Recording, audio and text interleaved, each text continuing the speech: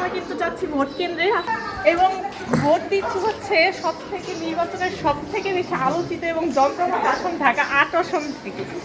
আচ্ছা, ঢাকা ৮ আসন শুধু তাই না, এখন আমরা পাস করবো ঠিক মির্জা আব্বাসের বাসার সামনে। চলেন আমরা একটু মির্জা আব্বাসের বাসাটা দেখি। ঢাকা ৮ আসন, এটা আমার আসন। নট ফার্স্ট টাইম, থার্ড টাইমের মতো সেকেন্ড টাইমের মতো ভোট দিতে যাচ্ছি। আসেন ভোট দেই।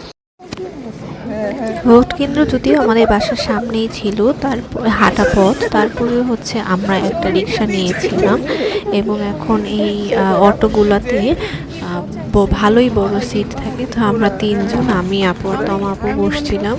আমরা মিলেনিয়ামে যাচ্ছিলাম। আমাদের ভোট কেন্দ্র ছিল মিলেনিয়াম, ঢাকা ৮-এর অত্যন্ত গুরুত্বপূর্ণ এবং বিখ্যাত একটি ভোট কেন্দ্র। এবং আমাদের যিনি রিক্সাটি চালাচ্ছিলেন উনিও আমাদের কথায় বেশ মজা পাচ্ছিলেন। তিনি আমাদের সাথে একটা দুটো কথা বলছিলেন, আমাদের কথা শুনে হাসছিলেনও।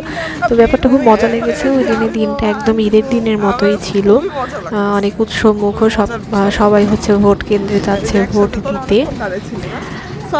আর এই তো আমরা যেতে যেতে হচ্ছে মির্জা আব্বাসের বাসার পাশ দিয়ে আমরা যাচ্ছিলাম। এই যে আমরা এখনই দেখতে পাবো মির্জা আব্বাসের বাসা। দাঁড়ান একটু ওয়েট। না, আপনি যেতে থাকেন, আপনি যান। এটাই ওনার বাসা।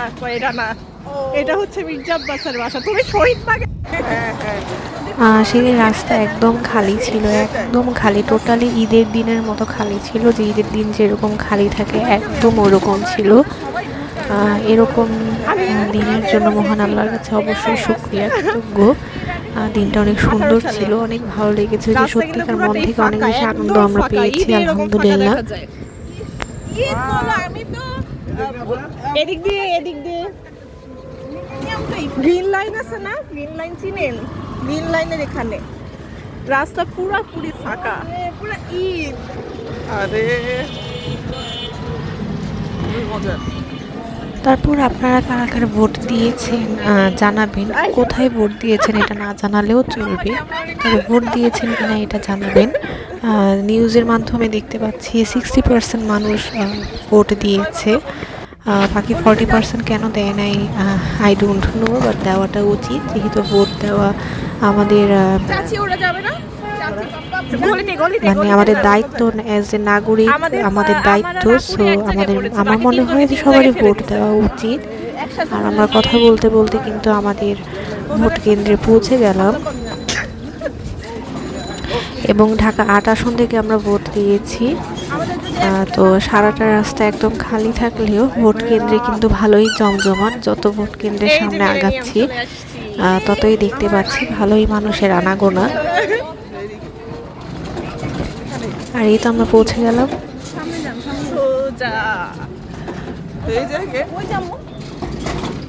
এটা আমার ফার্স্ট টাইম না, এর আগে 18 সালে একবার ভোট দিয়েছি, এরপরে আর ভোট দেই নাই 24-এ। এবার ভোট দিলাম সেকেন্ড টাইমের মতো। এখানে ভিডিও অবশ্যই আসছি এটার জন্য রে ভাই।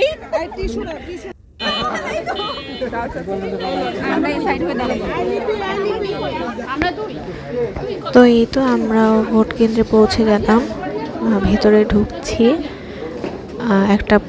এটাকে সর্বোচ্চ, যদিও এটার নাম মিলেনিয়াম ইউনিভার্সিটি, কিন্তু এটাকে দেখে কোনোভাবেই আসলে ইউনিভার্সিটির কিছুই মনে হয় না। এটা কোনো ইউনিভার্সিটি না, এটাকে সর্বোচ্চ প্রাথমিক বিদ্যালয়ও আমি বলবো না, কারণ প্রাথমিক বিদ্যালয়ের থেকে অনেক গুণ ভালো থাকে। এটা আসলে কি আমি জানি না, হয়তো এটা কোনো খেলার মাঠ, উই ডোন্ট নো। এখানে হচ্ছে চেক করছিল যে আমরা কোথা থেকে আসছি এবং আমাদের বুথ কত নাম্বারে। যেহেতু সকাল ছিল, 9:30-10টার সময়, তো তখন মানুষের আনাগোনাটি একটু কম ছিল, মানে ভোটার উপস্থিতিটা একটু কম ছিল। বেলা বাড়ার সাথে সাথে ভোটার অনেক বেড়ে গিয়েছে। তো আমরা, যদি ভোট শুরু হয়েছে 7:30 থেকে, আমরা 9:30 বা 10টার সময় পৌঁছে গেছি। তখন খুব একটা মানুষজন সেখানে ছিল না, খুব একটা বেশিক্ষণ লাইনে দাঁড়িয়েও থাকতে হয়নি। তো তখন দেখলাম যে একজন রিপোর্টার, যিনি খালেদ মহিউদ্দিন নাম, উনি আসছিলেন এই পুরোটা কাভার করার জন্য, নিউজ কাভার করার জন্য। আমরা সেটাই দেখছিলাম। এবং তিনি হচ্ছে আমার চাচিকে কিছু কোশ্চেন করছিলেন। কোশ্চেনের পর হচ্ছে উনি আমার কাছে আসছিলেন। এটা এমনিতেই তো আমি ভোট দেওয়ার জন্য অনেক বেশি এক্সাইটেড ছিলাম, তার উপর হচ্ছে আরও বেশি এক্সাইটেড হয়ে গিয়েছিলাম। আপা আপনার সঙ্গে একটু কথা বলা যাবে? আপনি কি ভোট দিতে এসেছেন আপা? আচ্ছা, আপনি কতক্ষণ ধরে অপেক্ষা করতেছেন এখানে? বেশিক্ষণ অপেক্ষা হয় নাই। আচ্ছা, কেমন লাগতেছে ভোটের পরিবেশ অন্য সময়ের থেকে আলাদা কিছু? হ্যাঁ, সেটা কিরকম? উৎসবমুখর। একটু উৎসব মুখর। আচ্ছা, কোনো ধরনের ভয় ভীতি বা ওরকম কোনো কিছুর মধ্যে কি আচ্ছা, ঠিক আছে, ঠিক আছে, ধন্যবাদ অনেক আপা। আপনাদের সঙ্গে একটু কথা বলা যাবে? আচ্ছা, আচ্ছা, আপনারা ভোট দিতে এসে কতক্ষণ ধরে অপেক্ষা করছেন? মাত্র আসলাম। মাত্র আসছেন। তো কেমন লাগছে পরিবেশ? আলহামদুলিল্লাহ, ওকে। এটার জন্য অনেক এক্সাইটেড আচ্ছা, আচ্ছা, আচ্ছা, আচ্ছা, অনেক ভালো লাগছে আর সত্যিকার আচ্ছা। অর্থে অনেক অনেক বেশি ভালো লাগছে। আচ্ছা, ঠিক আছে, আপনাদের অনেক ধন্যবাদ। Thank you. কোনো ধরনের মানে চাপ বা কোনো ভীতি এসব কিছু অনুভব করছেন না? Thank you so much, thank you so much, thank you so much. আমরা একটু এই কেন্দ্রটা একটু দেখে আপনাদেরকে যদি একটু দেখাই, একটু পুরুষদের কেন্দ্র যদি একটু আপনাদেরকে দেখাই যে আমরা এইখানে একটা তখন আমরা ভোট কেন্দ্রে ঢুকিনি। ভোট কেন্দ্রের ভিতরে আমাদের ছবি তোলা ভিডিও করা নিষেধ ছিল, যদিও তারপর দেখেছি অনেক মানুষ হচ্ছে অন্যান্য কেন্দ্রে ভোট দিয়ে ব্যালট পেপারে ছবি তুলেছে, যেটা করাটা ঠিক হয় নাই। আমি জাস্ট বাইরে থেকে কিছু ফুটেজ নিচ্ছিলাম, ভেতরে আমি আর ফুটেজ নিই নাই। তো এই তো আমার ভোট দেওয়া শেষ, ভোট দিয়ে আমি বাইরে আসলাম, তারপরে ছবি তুলছিলাম।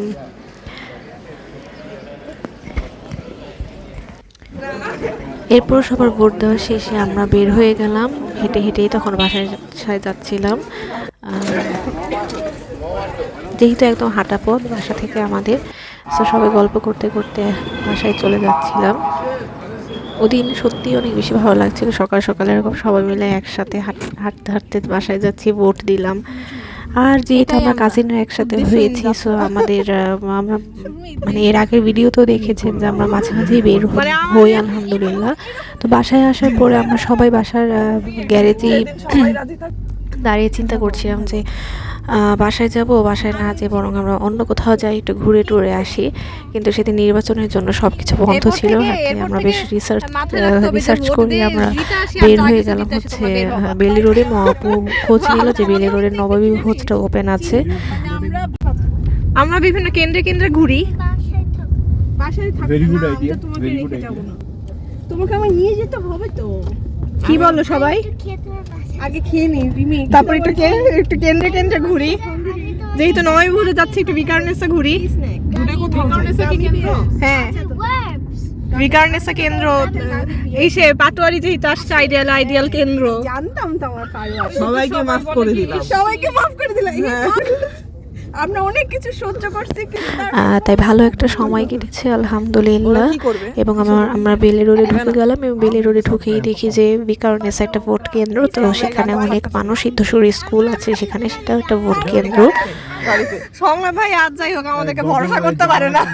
এই প্রতিষ্ঠানগুলো আসলে ভোট কেন্দ্র না বানানোই উচিত আমার মতে, কারণ এখানে যারা কর্মরত অবস্থায় থাকেন, এই প্রতিষ্ঠানগুলো টিচাররা, প্রতিষ্ঠানের যে আরও যে কর্মচারীরা, তারা কিন্তু ভোট দেওয়া থেকে বঞ্চিত হয়। তো আমার কাছে এটা খুব অমানবিক মনে হয় যে এই প্রতিষ্ঠানগুলো ভোট কেন্দ্র না বানানোটাই উচিত। তারাও ভোট দিক, আমরা সবাই ভোট দিই, বরং ভোট কেন্দ্রের দায়িত্বে সরকারি লোকজনই থাকুক, কোনো প্রতিষ্ঠানের কর্মরত কেউ না থাকুক। এনিওয়েজ, এরপরে আমরা নয় ভোজে ঢুকে দেখি অনেক মানুষ সেখানে। তো ফাইনালি আমরা একটা সিট পেলাম। তো আপু এখানে ফালুদা নিয়েছিল। তারপরে গল্প করতে করতে অনেকক্ষণ কিন্তু লেগেছে আমাদের এই নাস্তাগুলো আসতে, যেহেতু একদম অনেক ভিড় ছিল নয় ভোজে, সবাই ভোট দিয়ে খেতে আসছে। যেহেতু আমাদেরও নাস্তা চলে আসছে, আমরা এখন নাস্তা করবো। নাস্তাগুলো অনেক মজা ছিল আলহামদুলিল্লাহ। তারপর নাস্তা করে বাসায় চলে আসলাম। বাসায় এসে রেস্ট নিলাম, মোবাইল টিপলাম, আরও অনেক কিছু করার পরে ফাইনালি বিকালবেলা আমি ওয়াফেল বানানো স্টার্ট করলাম, কারণ হচ্ছে ফুপির বাসায় যাব। তো ভাবছিলাম যে কিছু একটা নিয়ে যাই। তো আপু নুডলস বানাচ্ছিল আর আমি এখানে ওয়াফেল বানানোর জন্য মানে ওয়াফেল বানাচ্ছিলাম। ওয়াফেলটা খুব একটা ভালো হয়, খুব একটা কি ভালোই হয় নাই, কারণ আমি সেই দিনে একটা মিস্টেক করেছিলাম। ভুলক্রমে আমি ওয়াফেলের মধ্যে দুধ দিই নাই, যার ফলে টেস্টটা একদমই বাজে ছিল, আর তাই এটা আমি আর ফুপির বাসায় নিয়ে যাই নাই। রিসেন্টলি আমি একটা ওয়াফেল মেকার কিনেছি, আর তাই দেখা যায় প্রায় সময় আমি ওয়াফেল বানাই। ভালোই লাগে, ওয়াফেল আমার কাছে অনেক ফেভারিট একটা ডেজার্ট বলা যায়। খিলগাতে একটা আছে যে ওয়াফেল নাট মনে হয়, মোস্ট প্রবাবলি একটা দোকান, সেখানে আমি ওয়াফেল খাই মাঝে মাঝে। আর তাই ওয়াফেল মেকারও কিনেছি, আর ওয়াফেল বানানো ইজি, তাই বানাই মাঝে মাঝে। মানে ওয়াফেলের যে ব্যাটারটা থাকে সেটা বানিয়ে আমি ফ্রিজে রেখে দিই, যখন মন চায় তখন ওয়াফেল মেকারে জাস্ট দিয়ে বানিয়ে খেয়ে ফেলি, ভালোই লাগে।